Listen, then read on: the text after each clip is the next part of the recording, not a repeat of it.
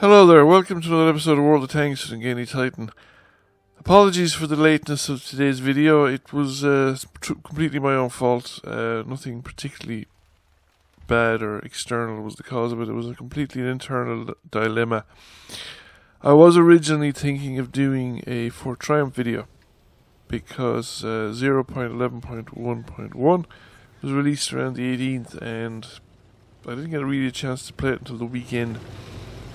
There is extensive changes to the pattern, but I didn't think the overall amount of change ultimately warranted a full video. But I hadn't played through, and there are some comments that I wanted to make and things that I wanted to explore. By the time I had all that done, and it was time to sort of make the video. This was Tuesday, so I was finished doing that, and it was time to make the video to play for Wednesday. I thought, okay, I'll make a video on first look at the Waffenträger auf Panzer IV. Is that the way it's pronounced? I'll refer to as Waffenträger Panzer IV because I don't do German very well. However, I went to look for footage for my Waffenträger Panzer IV and I hadn't kept any. I sort of throw away games that I thought, these are better games depending on what's the sort of standard of the day.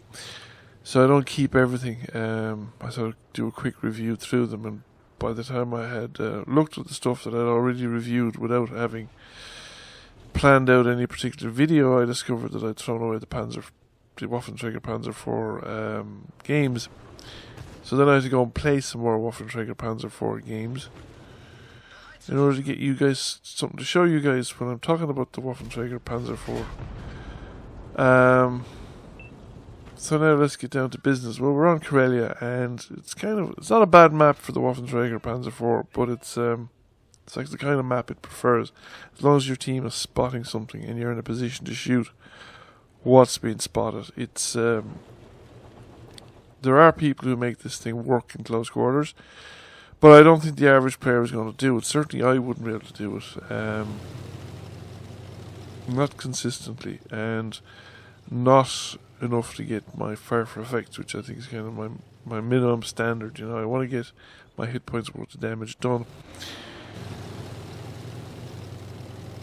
What do you get? What's it like? When you start off with the 12.8cm gun that you get in the Borsig, the final gun, you can also have the option, the first package, which I got for 0 experience, and I would say anyone grinding up through the line. I mean, I've ground, well no, actually that's not true.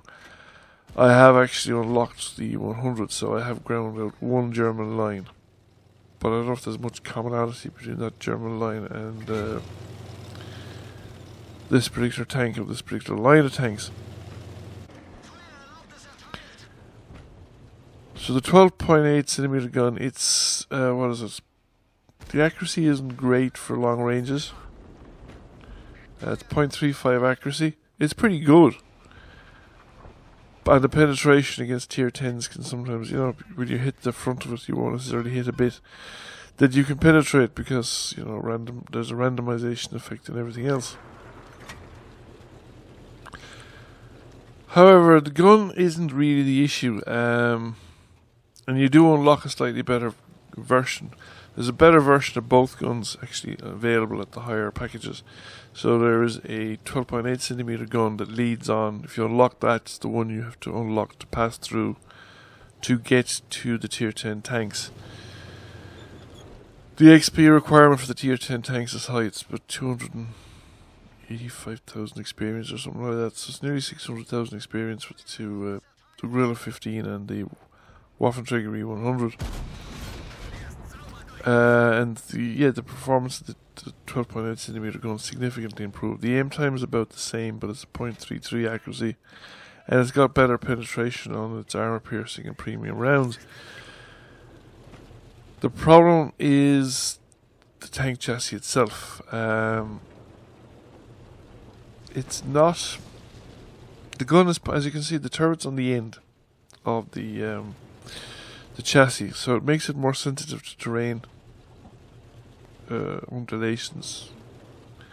So you can easily, by just moving around slightly, knock the gun out of the line of sight, and you won't have the gun depression to reach. The gun elevation, I think, is actually better than in the Borsig, but the gun depression out the front is non-existent. It's best at the sides, and it's actually limited at the back as well.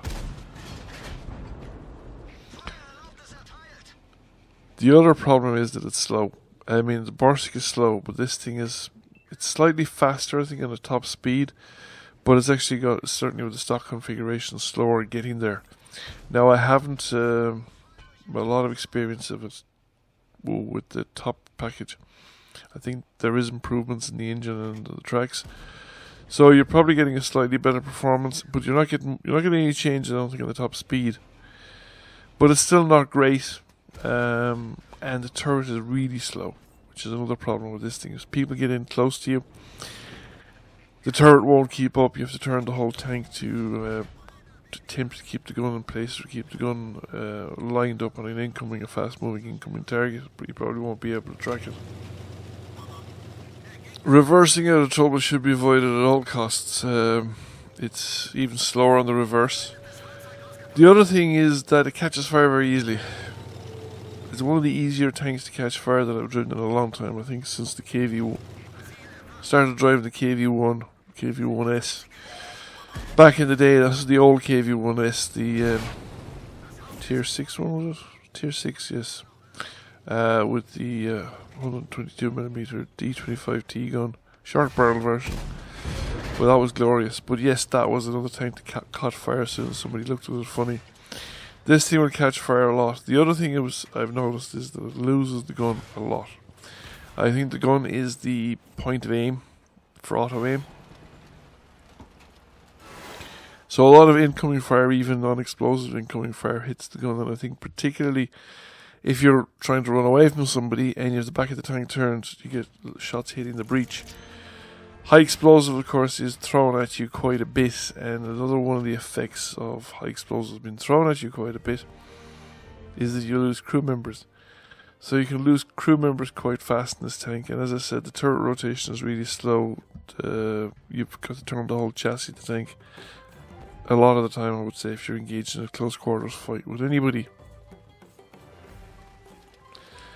Finally, you have to get 4 penetrating shots to get your fire for effect, which is one more than you need with the Borsig. Which is bad news for the average player, because I vaguely remember reading somewhere on a forum or someplace that somebody had worked out that the average player got 3 penetrating shots per battle. So 4 is you've got to survive long enough to get 4. You have a reasonably long enough aim time, or was it 10-second reload? It's not too bad actually, but you need to keep the tank. My find anyway, you need to keep the tank at a distance. So you're also dependent on your team then for spotting. The tank has got a reasonable view range, but generally if they're within your view range and you fire, they'll probably spot you. In which case you'll have a more difficult time. You'll have to time your shots then and lose the spot and come back out of spot. It depends on what kind of range you're engaged on. And artillery, of course, loves to shoot open-topped tank destroyers because, of course, the artillery has maximum effect. It doesn't need to penetrate. It just drops a shell on a tank like this and kaboom, wipe out more or less from full hit points without any intermediate, without any messing around. There's no splash damage through the armour. And in some cases, I would say, in this tank, they could probably take out the whole crew. Leaving the tank possibly still alive. It'd be one of the tanks you could experience that situation in, I think, more likely than any others, because crew members get knocked out a lot as well as the tank going on fire a lot. You tend to lose a lot of crew members to damage. This is where the reason I carry a premium healing kit, because it minimises the chances of the crew members getting knocked out in the first place, and it also will bring back more than one crew person at a time. Of course, sometimes you'll need to click it, even though you have only got one crew person knocked out. but they're sufficiently important in the circumstances that you absolutely have to have them. So small maps and urban maps are going to be a bit of a challenge in this tank. This is actually a great little spot here in Halluf. I discovered it by being shot at from it. Don't go out to the forward. If the higher ground there in front of me is tempting to take you a look out of the valley, but then you'll get spotted from across the valley, or from light tanks in the middle. And if you go push forward, you'll get spotted, and artillery will then start paying attention to you because it's an open spot on El Halluf, and frequently the places where people fight, like up here at the northwest corner, they fight in locations that are difficult for the artillery to get at. So when the artillery sees targets that aren't moving, that are out in the open and are no obvious, should we say, location beside them, where they can suddenly run away and hide behind a barrier that will stop the shells from dropping on them, the artillery is more than happy to oblige because it has, in many cases, nothing else to be doing. My problem here in this position is the enemy aren't pushing aggressively on our tanks, which is kind of a surprise because they do it normally, and normally you'd expect a more aggressive push, but they're content to stay up at the top end of the map on the A line and just snipe at our guys down below, even though they outnumber them and they outweigh them in the sense that they have some seriously heavy tanks, whereas we've no heavy tanks down there. It's just was originally 2 mediums and a light, and it's now just a light and medium. And that situation isn't going to change much in the near future. I might actually been better off if I'd gone over to H1 where that other tank destroyer is, and I do go to H1 after I get spotted here, but I don't stick around because the situation is changing, so we say, more rapidly and dynamically at that stage. But now we're starting to get a couple of opportunities. So that there's a 50 TP down with King Dragon. Get a shot another in. We don't actually manage to get a damaging hit. We just get a critical, I think. And we're spotting effectively, I think, from here as well. So we're getting some spotting damage out of this. Now there are more enemy tanks down there. They just haven't made an appearance yet. And as I said, it's not a spot you want to be. It's not a spot you want to be detected in because you can. Well, I think I'm far back enough that I can't be shot at from across the valley. But if you did pull out to the edge of the escarpment there, overlooking the central valley, you would very likely get spotted from across the valley. There are tanks that can do it, and you're also very likely to pick up what you call it, to get shot at and damaged from across the valley. But that will also then attract the attention of artillery fire. Now the guy that pulled up beside me pulled out closer to the edge, and he is already took some incoming fire. It's actually been wiped out, I think. Things are even enough on the teams, but we are the ones they're dictating the pace of the game, and that's always a huge advantage of the enemy team. There's a round wrestle Borsky that was being aggressive, although managing to get away with it, but then he didn't have a lot of opposition. Whereas, I don't know, it just never seems to work out for me anyway. Capture King Tiger is a one-shot, but the enemy now pushing across the valley. The eastern side, it's a heavy tank making its way up the slope, and he's quite a bit of ways up, and I get spotted, so I just bail out of here, and I'm going to head across to where the other tank destroyer is, over around H1. So we run. Yes, the top engine actually has a better top speed. I don't think this is the stock engine would ever hit 37 kilometers an hour, even downhill. Another enemy tank taken out, and nothing again obvious to spot. Now this fatherland has gone up kind of to hold the corner, and it's not a bad location, but the thing is the enemy are infiltrating in behind him, so he should be falling back onto the rest of us to support against that light tank and possibly the heavy tank and whatever else is coming along with them. There's probably nobody else left down there. You know, the tanks that were coming along the northwestern side have probably come, and they're no longer either coming this way or they're changing their mind and they're coming a different way. And there's one still left up there. Now, if enemy tanks are coming up from the valley, I want to pull up into slightly higher ground where I can get more opportunities to fire at them, because they're likely to start popping up on unexpected places. And from back here, I can still shoot the tank that's threatening the fatherland. I think if he's within my line of sight. Yeah, there he is. Or at least if gun elevation wasn't becoming an issue. But he is within range and he's visible. But there's also the possibility that a few tanks could pop up somewhere in the middle along any of those gaps. So this guy's taken out, I think, by artillery or something like that, or by something pretty big. There's a heavy tank has moved around there to the centre, and yeah, there's Stuart Mill coming up on the eastern side of the map. And things are starting to fall apart on our side, even though we have equality in numbers. We're starting to scatter.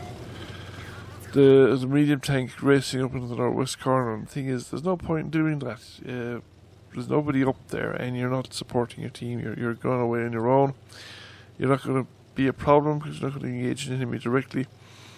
But the enemy are quite happy to let you off up there, because if you're up there, you're not down here interfering with their plans. So that leaves us with Borsig trying to engage in a corner fight with an M103, which is never going to end well. And we've no heavy tank support. There's just two tank destroyers left, and there's that Stuart Mill is still alive, I think. I'm not sure. He might not be. See, I'm just checking to see. It doesn't look like he is actually. No, the Stuart Mill is dead, but there's a Yak Panther and a Charioteer. A Charioteer with 4 kills that are currently unaccounted for, and I don't think have been detected prior to now. And the M103 is still there, and he is actually still intact. Now I should be able to get a shot into him. So we do damage to the M103, but we're spotted and detected. Somebody's closer to me than that, so that means there's a tank on the ridge beside me. There's actually a heavy tank, which I think was a Black Prince. Yeah, he's coming up the ridge line there. You see, the thing is, he could actually probably peak that ridge, and even though the Black Prince doesn't have great gun depression, he could probably peak that ridge and shot at me, and I still wouldn't be able to shoot back at him because I just didn't have the gun depression to do it. Now the Yak Panther 2 is not facing my way, so we remove a good chunk of his health, and if I had the opportunity and I could be left undisturbed by the Black Prince, I could remove the rest of it as well, however. So I'm probably now on my own with maybe 4 tanks closing in me. My position is doomed. The other 2 guys find the artillery and have enough of a trouble killing it, I think. They don't succeed in doing it before this ends. And they don't achieve anything further after that. They just get killed by a combination of long-range fire from the other guys, just like the other guys killed everybody else. So what do I think of the Waffenträger? It's solid enough. I mean, you know, it's within the performance parameters of tanks like the Borsig, it's probably solid enough. I think the Borsig is slightly more flexible, and I think that this is probably something you pass through on the way to the Guerrilla 15.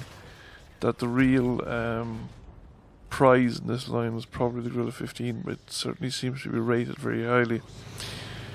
Remains to be seen how it performs when one gets one's hands on it, because the PC, its reputation on the PC is very high, but there's more cover on the PC maps, and I would suspect there's probably still a little bit more actual scouting taking place in the PC games than there are on the Xbox. So the Guerrilla 15 might not be as good on the Xbox as it is on the as it is on the PC. So overall, thank you for watching the video. I hope you enjoyed it and found it interesting. If you did, please give it a like and a share. If you've not already done so, please subscribe to the channel. I will catch you all again soon. Bye for now.